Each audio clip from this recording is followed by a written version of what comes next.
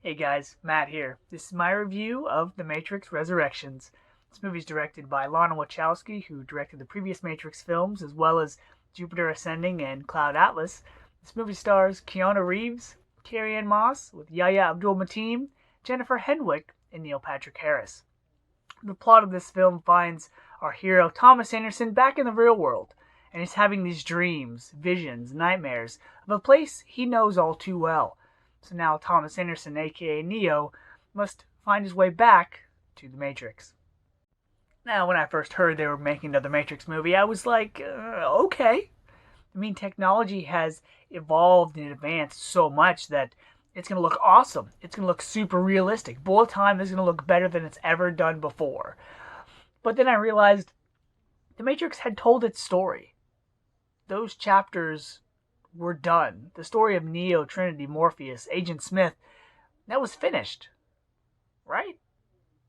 But then I remembered that because it had such a complex concept like the Matrix, dealing with, reality and science and computers and all this other stuff, that they could dive into it if they wanted to. Well, I saw the movie. And let's just say the Matrix should have been left alone. So, we have Keanu Reeves back in the Matrix. Now, I knew they were going to need an original actor back for this franchise. They honestly could have done it without Keanu Reeves. They could have left Neo this godlike figure, this hero, this person that's worshipped. But then they decided to make him the main character again. They decided to bring him from this status back down to here to kind of work his way back up. And it kind of defeats the purpose of that character. It's almost as if this movie is rebooting the franchise for this generation. And this being the year of nostalgia, you're going to have all these fan service things, all these nostalgia, all these old actors, all these things making you remember what came before. Almost like soft reboots. And that's what this film seemed like. And boy, if this movie itself wasn't a remake of the first movie, they pull no punches in reminding you that there was a first movie. Because not only is this film essentially all three of the Matrix films into one, but it acknowledges the Matrix. Granted, they are video games in this world, but this movie is so meta, so self-referential, that not only are there scenes where a character will be in a position, and if that scene looks familiar to you, oh, just wait, because they actually use footage from the first film to be like, hey, remember that scene where the Agent Smith guy was looking out the window talking? Well, we're going to show you actual footage of Hugo Weaving as Agent Smith in the first film talking, just to remind you, hey, you know what we're going for here, right? Also, because Thomas Anderson, aka Neo, is set in the real world, he is a video game developer. And I'll give you one guess as to what his video game trilogy is called. And he has to make a fourth one. Why? Because his higher ups say, we're going to make it with or without you. So, he has this group of, this think tank, if you will, of all these nerds, aka the audience of this movie, all sitting around a table thinking about all of these cool, spiffy, awesome ideas for another movie/video game. And that dialogue, that conversation goes exactly as you'd think it would. Oh, we need all this black leather. Oh, we need all this bullet time. Pretty much every joke you can make about the Matrix is made in this movie. It's like Lana Wachowski wanted his cake, and eat it too, while also making fun of cake the entire time. And poor Keanu Reeves, he was really good in this film as playing the Thomas Anderson character that's oblivious to the Matrix. But as soon as he goes back into the Matrix, his character just is no longer the new guy introduced to the party and the crew and the friends. He really doesn't have a lot to offer once he goes past the whoa as he rediscovers the Matrix. And that hurts the character. Also, it doesn't help him that for a majority of the movie, he has the John Wick look. He's got the long hair. He's got the facial hair. And that was one thing I didn't want going into this film. I didn't want this older Keanu Reeves, who's looked the same in his last 4 movies, to be Neo looking like John Wick. I didn't want that. Now, granted, he doesn't look like that the entire time. There is a scene where he wakes up in his pod again and he's got a shaved head and everything like that. So that was nice. It wasn't just him waking up in a ooze-covered John Wick. But still, you can change your look just a little bit. And you'd also think that with a concept like The Matrix, something as complex as computers and reality and digital worlds, that the plot of this movie would be complicated. And it's not. The whole point of the movie is Neo is trying to reunite with Trinity. How? Why? I'm not going to tell you. But that's the plot of the movie.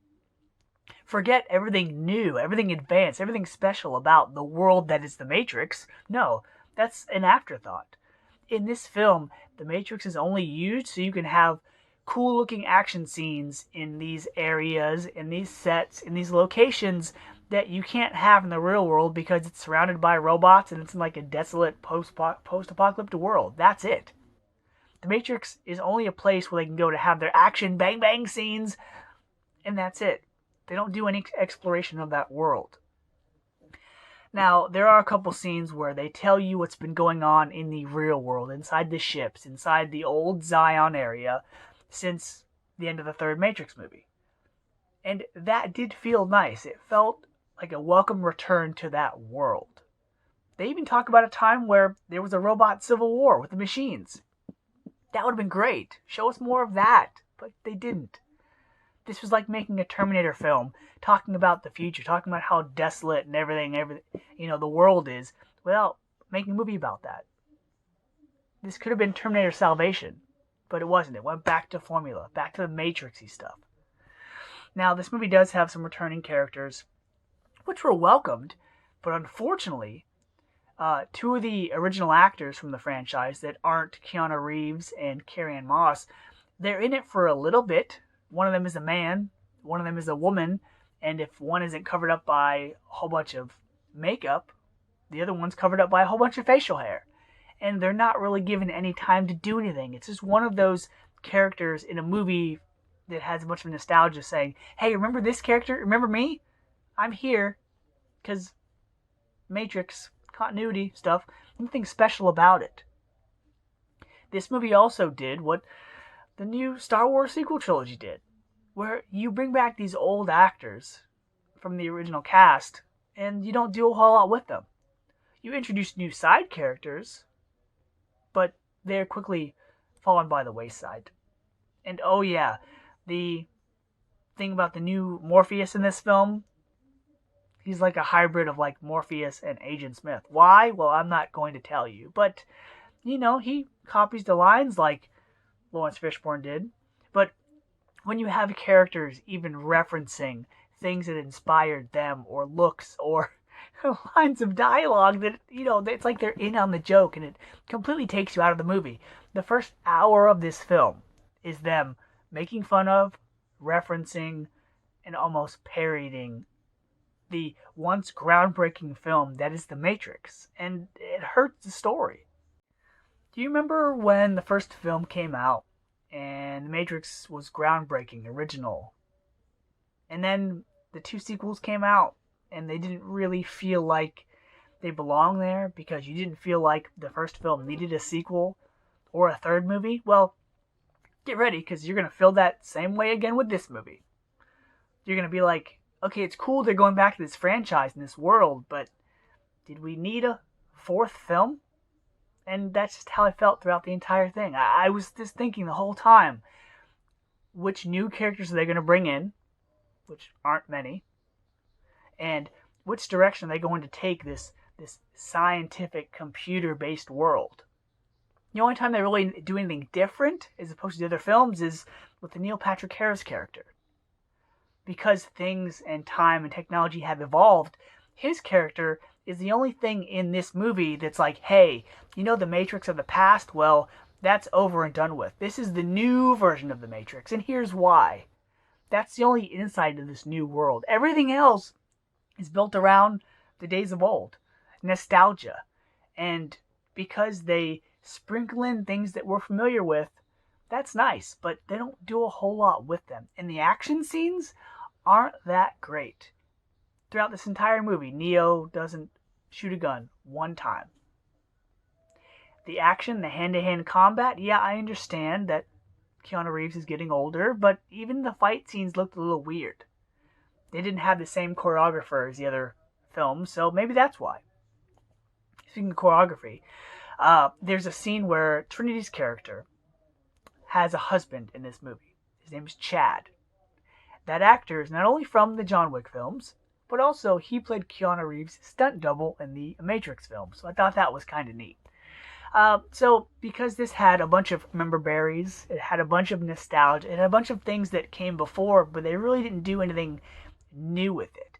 I mean, yeah, they took a certain character and gave a certain character abilities and powers, and now they can do things, but it's like, why did you do that only because you could have? I mean, nowadays, when certain movies come out, I just think Ian Malcolm was right from Jurassic Park, where he was like, "Your scientists, you know, were so preoccupied with the ability that they could do something, they never stopped to think whether or not they should." And that's this movie.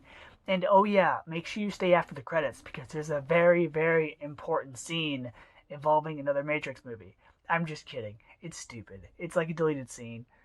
Don't watch it. It just reinforces the issue with this film. It's like you could have taken something that was groundbreaking and original and serious and done wonders with it. But they didn't. They just squander it. So, unfortunately, I think Lana Wachowski, it's time to unplug from The Matrix. So, because of that, I'm going to give The Matrix Resurrections a C-. It was nice to go back to that world, but not this length. And I mean, shouldn't we have learned that movies with resurrection in the title aren't that great to begin with? So until next time, see ya.